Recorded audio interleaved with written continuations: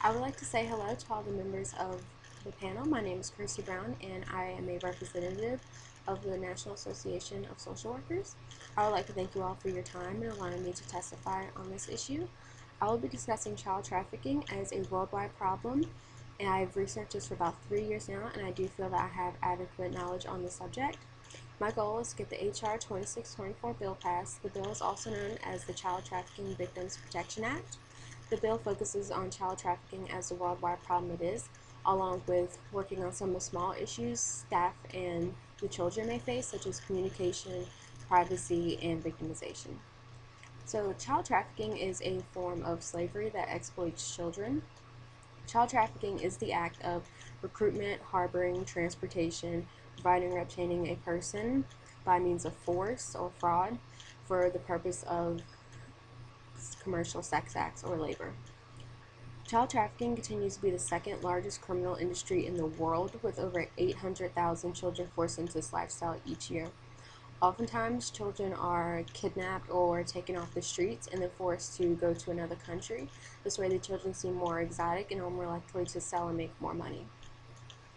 The children who are forced into trafficking undergo many forms of abuse, typically physical abuse. They are beat, branded, burned with acid, mutilated, and often held down and gang raped. This helps the pimps make an example of the children so that the other kids won't try to run away or wouldn't dare to run away. The children are also typically forced to be on drugs. The drugs help the children be more lucid and compliant, and it works as an assurance to the pimps that the children will come back because they're so heavily hooked on the drugs.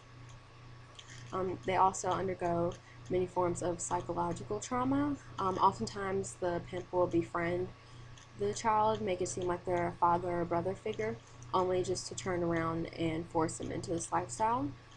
They will also dehumanize the children, which causes many psychological factors to the children. The children typically live in very awful living conditions and don't eat enough, which causes a lot of malnourishment problems and can physically affect the children by not getting enough food. The bill I propose is the H.R. 2624 bill, which I believe would help work as a preventative and most definitely a major intervention method. So the Child Trafficking Victims Protection Act focuses on helping children who are forced into trafficking on the worldwide scale.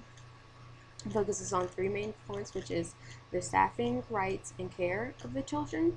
So the bill states that they want bilingual trained staff members, which helps alleviate the major problem of miscommunication.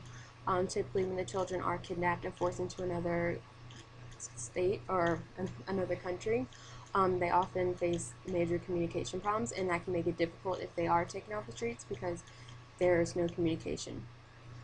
They also want more welfare professionals working within them. There's no better way to help the kids than people who are trained within this style. Also, they want more women staff members. By having more women staff members, it helps alleviate a lot of the fear, makes it easier for the child to be able to talk to someone. They feel more trusting towards women, and studies have shown that typically if it is a man officer, the children show more signs of fear, and if the male officer does treat them kindly, then the children feel as if they need to reciprocate that kindness in a sexual endeavor, and that's not something that this is trying to promote. The children and young women will also be notified of their rights. The Secretary of Health and Human Services will maintain the privacy and confidentiality of all the information gathered. Children will also be separated from any adult who is not of immediate family. This kind of can kill two birds with one stone, because typically if a child is caught with an adult who is of not immediate family, then it's typically either the pimp or someone they were forced to have sex with. It also helps prevent any victimization that the child may face by being with the adult who they were caught with. Also, all unaccompanied alien children will undergo immigration proceedings and be placed in care in legal custody or Office of Refugee Resettlement, and this all happens within 72 hours. So this is a very fast and efficient model, and I hope to hear from you soon. Thank you.